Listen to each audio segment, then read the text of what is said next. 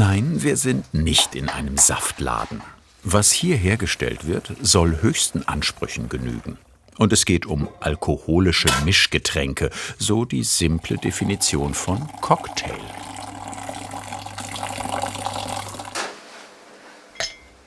Und Cocktails machen ist für Barbetreiber Tobias Petri bei aller Kunst ganz klar ein Handwerk.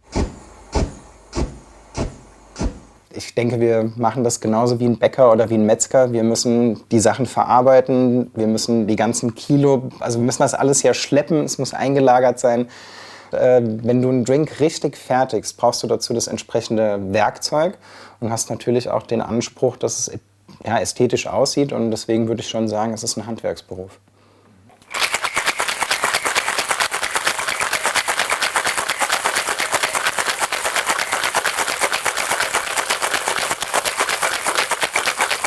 In der Altstadt von Mainz liegt diese Bar, die in Fachkreisen zu den 10 besten in Deutschland zählt.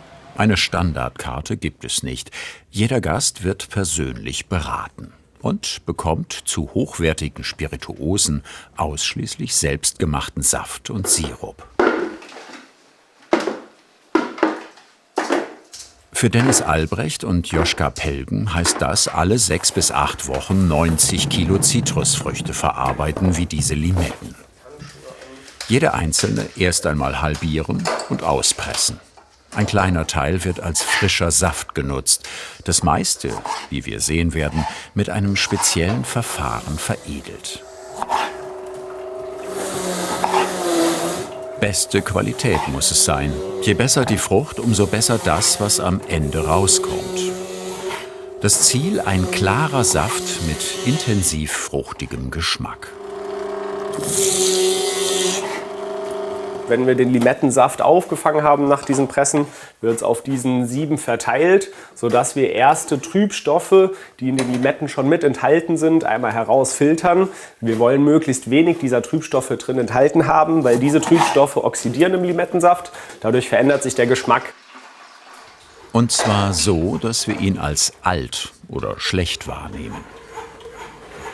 Den ganzen Tag werden sie damit beschäftigt sein, möglichst hochwertigen Saft zu bekommen. 33 Liter aus den 90 Kilo Limetten.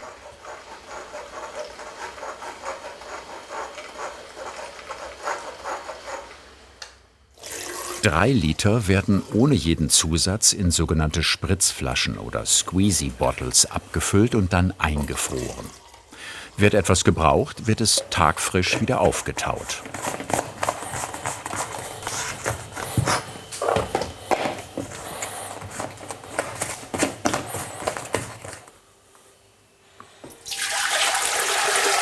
Der größte Teil wird mit Agar-Agar zusammen aufgekocht. Ein pflanzliches Gelier- und Verdickungsmittel, das Trübstoffe bindet. So. Wichtig dabei? Beim Einfüllen einmal direkt mit dem Schneebesen durchgehen, dass es keine Klümpchen bildet. Da das Ganze jetzt einmal aufkocht, können wir den Topf hier einmal ausschalten und mit dem restlichen Limettensaft ablöschen. Man könnte das Gemisch jetzt auch einfach erkalten und dann wieder über Sieben abtropfen lassen. Aber das Team der Spiritus Bar hat die Erfahrung gemacht, dass das Ergebnis seinen Ansprüchen nicht gerecht wird. Für einen perfekt geklärten Saft braucht es deutlich mehr Aufwand. Jetzt fülle ich das Agar-Agar-Limettensaftgemisch vorsichtig in einen Vakuumierbeutel ab, sodass ich den direkt luftdicht verschließen kann, dass die Reaktion sehr viel höher ist in dem Gemisch und das Limettensaft-Agar-Agar-Gemisch direkt anfängt, die Trübstoffe zu binden, sodass wir es dann auch möglichst schnell einfrieren können.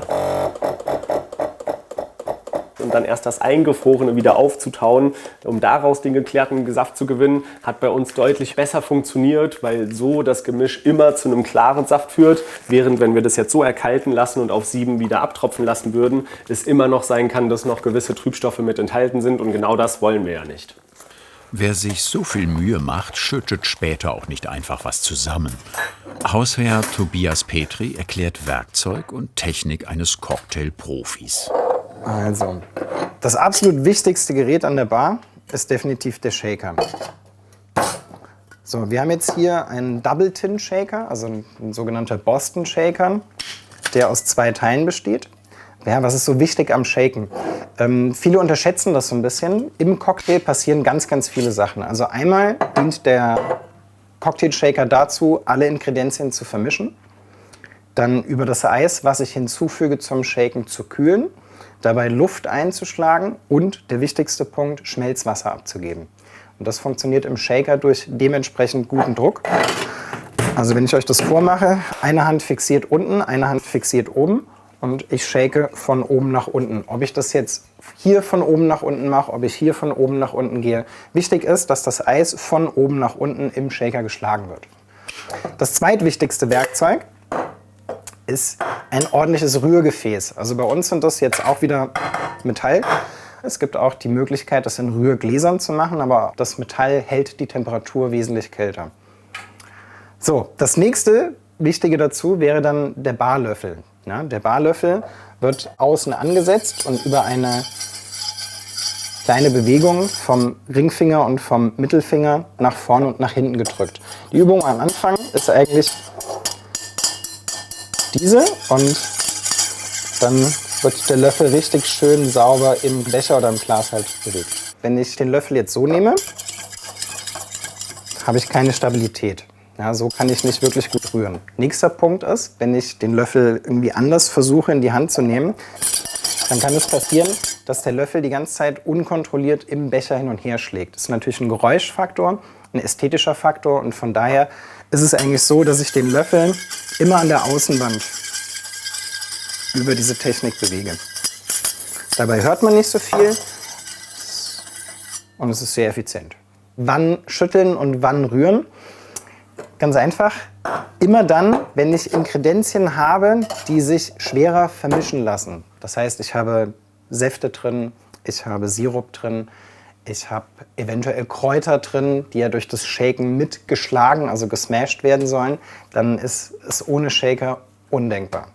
Dann, wenn ich einen Cocktail baue, wie zum Beispiel einen Martini oder einen Negroni, bei dem die Ingredienzien aus nur Spirituosen bestehen, ist es deutlich einfacher, sie zu vermengen und der Nebeneffekt, dass wenn ich es shake, dass Bläschen entstehen und der Cocktail trüb wird, ist dann nicht gewünscht. Genau dann ist es hervorragend oder unablässlich, ein Cocktail-Rührglas oder einen Rührbecher zu verwenden. Das bei James Bond ist total spannend, das ist ein reiner Wiedererkennungswert. Niemals würde man einen Martini schütteln. Also es gibt immer wieder Experten oder sogenannte Experten, die behaupten, durchs Schütteln wird es kälter. Wenn ich alles gut vorbereitet habe, dann ist gemessen, also wir haben so Temperaturmessgeräte, dann weder Schütteln noch Rühren kälter. Die Temperatur ist ungefähr gleich und es ergibt eigentlich keinen Sinn, einen Martini zu schütteln. So, das nächst Wichtige für uns hier ist jetzt nicht für jeden Bartender wichtig. Viele machen auch das sogenannte Free Pouring, das heißt, du hast auf der Spirituose hast du deinen Ausgießer drauf und kannst dann über eine Technik, also die Flasche, ich will es jetzt nicht meinen, weil die Flasche offen ist, kannst du halt die Flasche eingießen und später auch wieder rausziehen. Wir persönlich sind der Meinung, dass das Barmaß essentiell ist, weil wenn ich jeden Drink abmesse, dann habe ich immer die gleiche Menge drin und immer den gleichen Geschmack. Und es ist egal, welcher von unseren Bartendern den Drink mixt, durch das Barmaß ist die Effizienz und die Genauigkeit halt immer gleich. Das heißt, für uns ist das Barmaß, der Jigger, ein sehr wichtiges Utensil. So, dann haben wir noch 2 verschiedene Siebe oder die sogenannten Strainer, also einen normalen Bar-Strainer und einen Fine-Strainer. Beispiel Gin Basil Smash ist mit frischem Basilikum. Wenn ich jetzt nur den normalen Strainer draufsetze, dann habe ich ja das Problem, dass mir Basilikumstückchen in den Drink mit reinkommen. Also nimmt man den sogenannten Fine-Strainer und seiht den Cocktail ins Glas durch ein zweites Sieb ab, um um die größten Partikel von Früchten oder vom Basilikum halt rauszufiltern.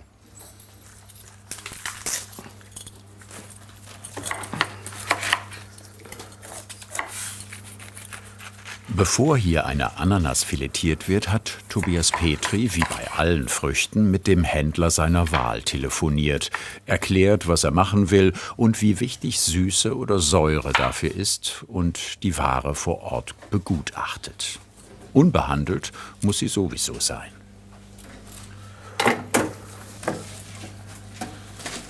Über 1 Tonne Früchte verarbeiten sie pro Jahr, um alle fruchtig frischen Zutaten selbst herzustellen und komplett auf industriell gefertigte Produkte zu verzichten.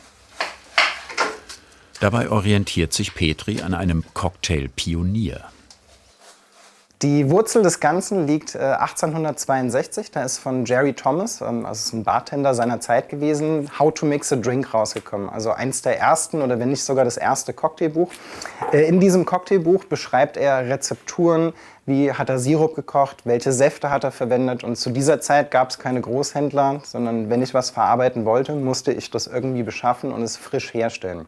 Frisch herstellen heißt in dem Fall Ananas, Mango und ebenfalls vorbereitete Passionsfrucht in bestimmtem Verhältnis zu mischen, um daraus sogenannte Infusionen zu machen. Passt.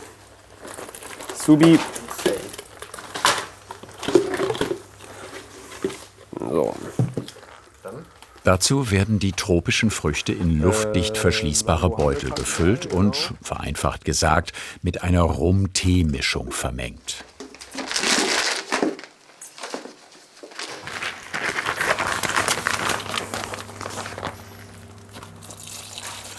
So werden sie Geschmack und Farbe an die Flüssigkeit abgeben. Besonders gute Erfahrung haben sie mit einem Verfahren aus der Sterneküche gemacht. Dabei werden die vakuumierten Beutel bei gleichbleibender Temperatur im Wasserbad gegart. 5 Stunden lang. Das alles, um eine besondere frische Aromatik ins Glas zu bekommen. Keine Frage, dass auch die Gläser mit Bedacht gewählt sind.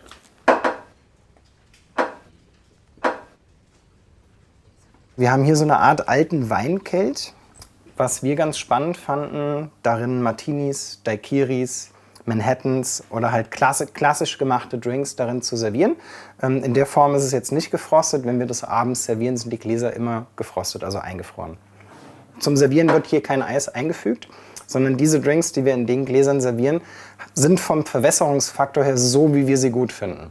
Das nächste Glas ist das Glas, was hauptsächlich bei uns Anwendung findet. Das ist der sogenannte Tumbler. Wir können hier drin servieren Sours, wir können unsere Juices servieren, wir können Old Fashions darin servieren, wir können Negroni, 3-Teiler, 2-Teiler servieren. Also der Tumbler ist weltweit in klassischen Bars der Serviervorschlag Nummer 1. Und dann haben wir logischerweise noch das Longdrink-Glas, was für Gin Tonic, für Gin Juice oder allgemein für Drinks verwendet wird, in denen wir ein bisschen mehr Füllmenge, weniger Eis haben wollen.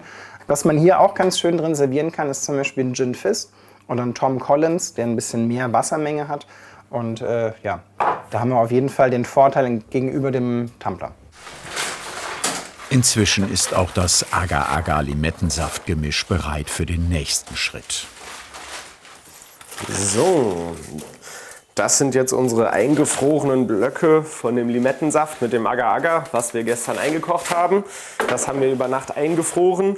Wir müssen jetzt diesen eingefrorenen Limettensaft einmal klein schneiden. Wenn wir den jetzt in der Form auf die Siebe rauflegen würden, würde es sehr lange dauern, bis dieser komplette Saft quasi abtauen würde und unten sich der Saft sammelt. Ja, tiefgefroren eben. Damit wirklich alle Trübstoffe im pflanzlichen Geliermittel gebunden wurden und jetzt ein komplett klarer Saft abtropft, der trotzdem sehr fruchtig ist. Ein Großteil davon wird gleich noch einmal perfektioniert.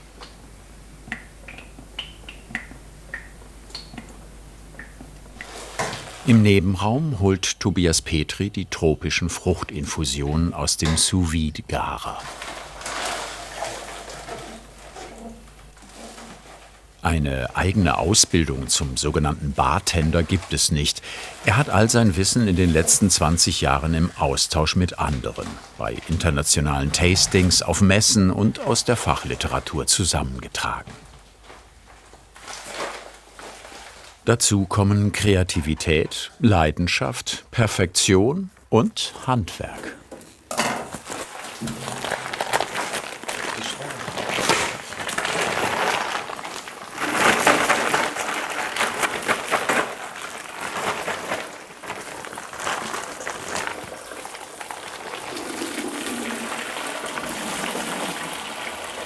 Hier entstehen 15 Liter selbstgemachter Fruchtinfusion. Halten wird das etwa 3 bis 4 Wochen. Nicht, dass es dann schlecht würde, aber erfahrungsgemäß ist dann nichts mehr übrig.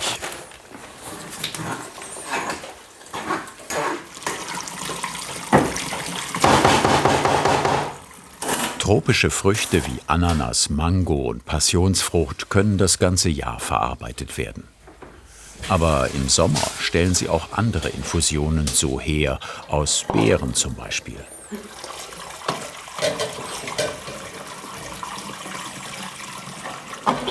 Es riecht unfassbar gut.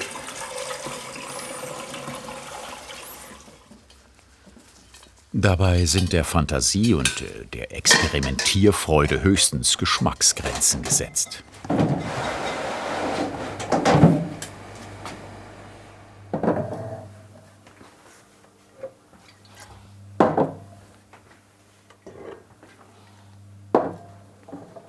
So, wir haben hier einen Kokosnussrum mit Heidelbeeren zusammen eingekocht und haben jetzt so eine sehr abgefahrene Note aus Heidelbeeren und Kokosnuss. Das hier ist so, wie soll ich sagen, so der Kaviar unter unseren Infusionen. Dafür haben wir Albino-Erdbeeren oder auch Pineberries genannt, eingekocht. Das ist die besonderste Infusion, die wir machen, weil das sind halt weiße Erdbeeren mit roten Punkten. Also wenn ich beim Obst- und Gemüsegroßhändler die Pineberries abhole, dann riecht das ganze Auto so über ein paar Stunden nach Erdbeerkaugummis. Dann haben wir hier was ganz Spannendes. Und zwar, wir haben hier, vielleicht sieht man das, die ganzen Stückchen, die noch drin rumschwimmen. Wir haben hier Vanille und Tonkabohne eingekocht. Das letzte ist auch sehr abgefahren. Wie man sieht, da ist sehr, sehr, sehr viel Ingwer drin. Und zwar, wir haben Zitronengras und Ingwer in Gin eingekocht. Und eine Infusion stellt nicht einen Drink dar, sondern eine Infusion ist, also gerade aus dieser Reihe hier, so gebaut, dass wir wahrscheinlich 5 bis 6, eventuell sogar 8 verschiedene Drinks aus einer Infusion bauen können. Letzter Akt beim aufgetauten Limettensaftgemisch. Wenn jetzt alles fertig abgetropft ist, wird ein Großteil davon mit Zucker zusammen eingekocht, um ein sogenanntes Limettenkordial herzustellen. Das bedeutet, wir haben die Süße und die Säure direkt in einer Zutat und können dann gewisse Drinks, wie zum Beispiel den klassischen Gimlet-Cocktail, direkt mit unserem hausgemachten Limettenkordial hier im Laden servieren. Ein Cocktail, wir erinnern uns, ist zunächst einfach ein alkoholisches Mischgetränk. Und bevor wir gleich den ein oder anderen serviert bekommen, stellt sich die Frage, kann man mit all den hochwertigen Zutaten überhaupt noch viel falsch machen? Außer vielleicht schütteln statt rühren? Man kann fast bei jedem Cocktail gravierende Fehler machen und wenn ich die Säure nicht richtig anpasse, wenn ich zu viel Zucker drin habe, wenn die Spirituose die falsche ist, wenn ich etwas versuche miteinander zu verbinden, was eigentlich gar nicht zusammengehört aromatisch. Also es gibt ganz, ganz viele Fehler, die entstehen können. Erster Drink wird der sogenannte New York Sour. Das ist eine Variante von dem Whisky Sour, zu dem zusätzlich noch ein Rotwein aufgefloatet wird. Als allererstes brauchen wir für den New York Sour ein klein wenig Eis. Viele Sours werden auch ohne Eis serviert. Wir möchten aber ein bisschen Eis in dem Drink mit vorhanden haben, dass er länger kalt hält. Und gerade für den New York Sour auch sehr praktisch, dass uns die Eiskugel beim Floaten später ein bisschen hilft. Dann brauchen wir für den New York Sour einmal ein Ei, beziehungsweise wir brauchen eigentlich nur das Eiweiß. Das heißt, ich schlage mir dieses Ei jetzt einmal vorsichtig auf, trenne dabei Eigelb vom Eiweiß, sodass nur das Eiweiß im Shaker landet. Die weiteren Zutaten für den New York Sour sind einmal Zuckersirup, abgefüllt bei uns in unseren Squeezy Bottles.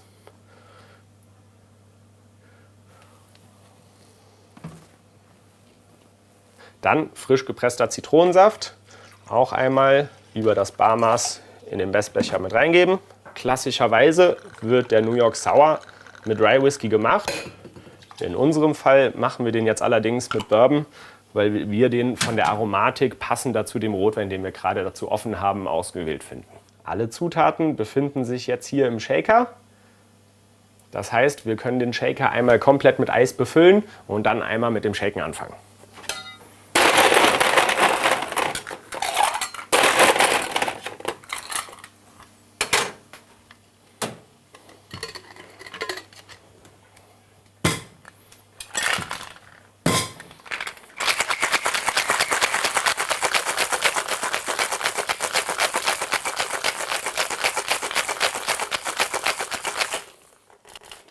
Wir werden als Bartender manchmal gefragt, woran merkt ihr, dass der Drink fertig geshakt ist?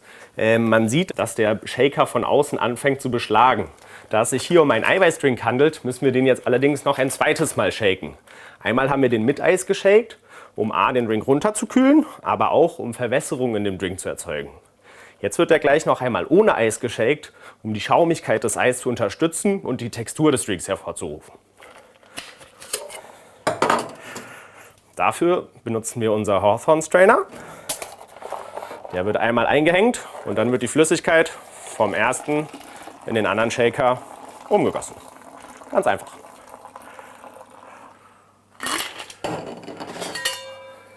Und dann wieder ordentlich verschließen und noch ein zweites Mal den sogenannten Dry Shake ohne Eis machen. Auch hier schön kräftig.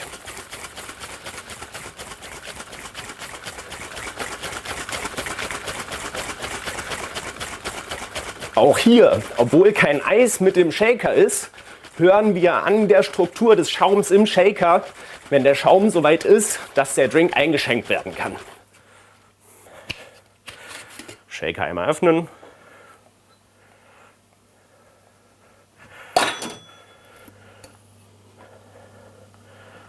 Wir müssen jetzt warten, bis sich die Schaumschicht und die flüssige Schicht sich voneinander trennen. Wir wollen wirklich alle Schichten voneinander getrennt auch sehen können im fertigen Getränk.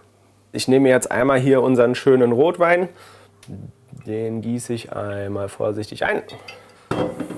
Dann kommt der ganz oben in die Mitte, da wo jetzt die Eiskugel drauf liegt. Und man sieht, es haben sich schön 3 unterschiedliche Schichten gebildet. Dieser Drink braucht nur noch ein bisschen Garnitur. In dem Fall nehmen wir eine schöne frische Orangenzeste. Die kann ich einmal oben auf dem Drink abzesten, dass die ätherischen Öle, die in der Orangenschale stecken, sich quasi auf dem Drink oben ablegen. Wir reiben auch gerne den Glasrand einmal damit ein, dass sobald deine Lippen den Glasrand berühren, direkt die ätherischen Öle auf den Lippen mit dabei haben.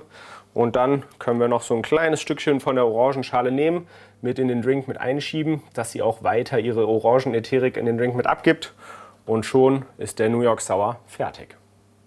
So, als nächstes machen wir einmal den Exotic Juice, eine Hausvariante des Gimlet Cocktails. Auch dafür als allererstes kommt immer das Eis ins Glas, um das Glas ein bisschen vorzukühlen und dass das Eis sich schon mal temperieren kann. Gerade wenn wir jetzt wie bei diesem Drink mit klarem Eis arbeiten, wenn du klares Eis direkt aus dem Gefrierautomat holst und direkt mit einer Flüssigkeit aufgießt, wäre der Temperaturunterschied so hoch, dass das klare Eis dir springen würde. Deswegen klares Eis rausholen, gerne 1-2 Minuten erstmal draußen stehen lassen, dass es sich schon mal temperieren kann. Dieser Drink wird einmal gerührt, das heißt, ich brauche meinen Rührbecher, befülle den mit Eis.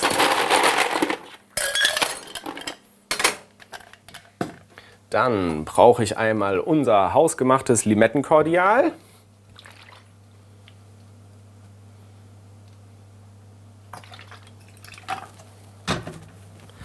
Und unsere tropische Fruchtinfusion.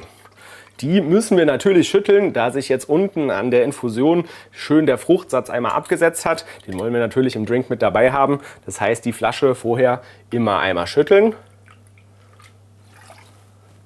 Und dann im klassischen Verhältnis einmal zusammengeben.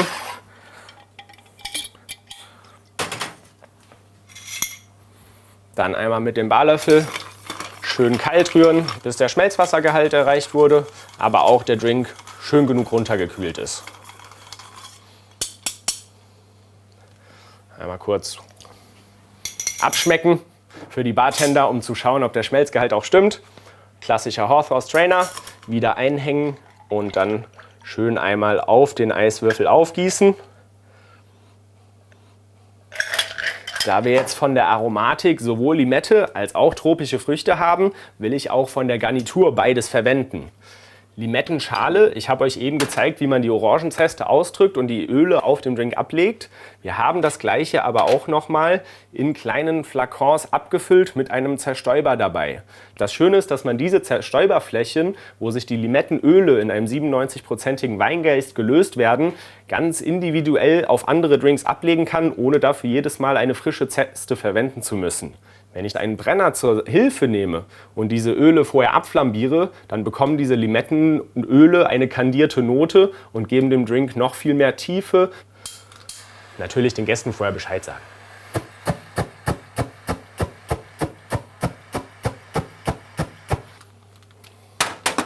So, Limette wurde auf dem Drink abgeteilt. Jetzt kommt natürlich, damit die tropischen Früchte nicht nur flüssig beim Gast im Mund landen, sondern auch noch ein bisschen was zum Knabbern mit dabei ist, auch in der Form von gefriergetrockneten Mangostückchen noch mit oben drauf dazu.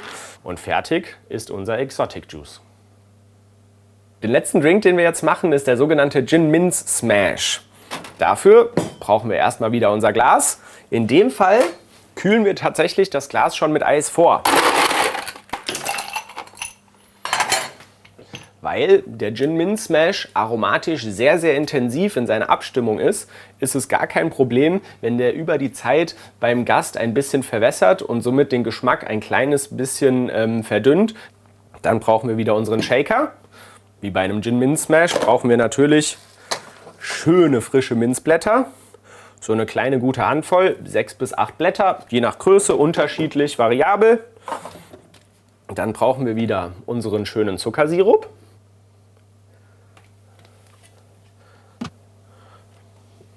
Dann wieder unseren frischen Zitronensaft. Und weil wir es jetzt einfach bei dem Gin Mince Smash ein bisschen besonderer machen wollen, nehmen wir keinen klassischen London Dry Gin, sondern einen Gin, der an sich eine sehr starke Beerenaromatik hat, weil wir das Kombinationsspiel aus Beere trifft aus Minze eben sehr, sehr angenehm finden. Und das macht es auch noch ein bisschen besonderer.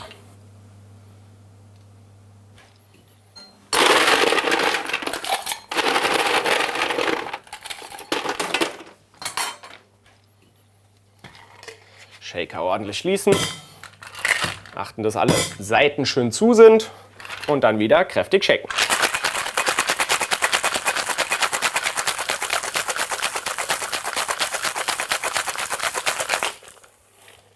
Shaker beschlagen. Shaker hört sich gut an. Können wir einmal aufmachen. Bevor wir den Drink jetzt allerdings ins Glas einshaken, müssen wir noch eine Sache beachten. Und zwar haben wir das Glas jetzt mit den Eiswürfeln vorgekühlt. In der Zwischenzeit hat sich ein bisschen Schmelzwasser in dem Glas abgesetzt. Das heißt, wir nehmen uns einmal unser Hawthorne Strainer und gießen einmal das überflüssige Schmelzwasser ab.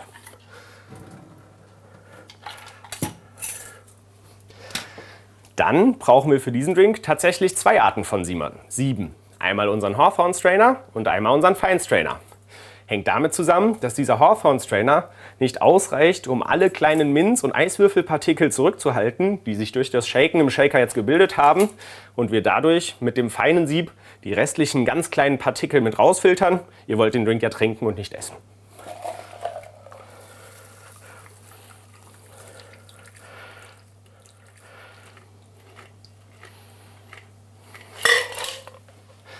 So.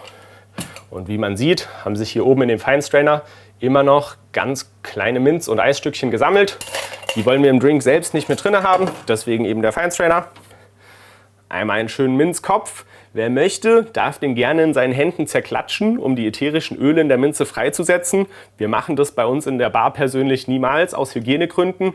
Wir servieren den einfach nur einmal schön oben hineingesteckt.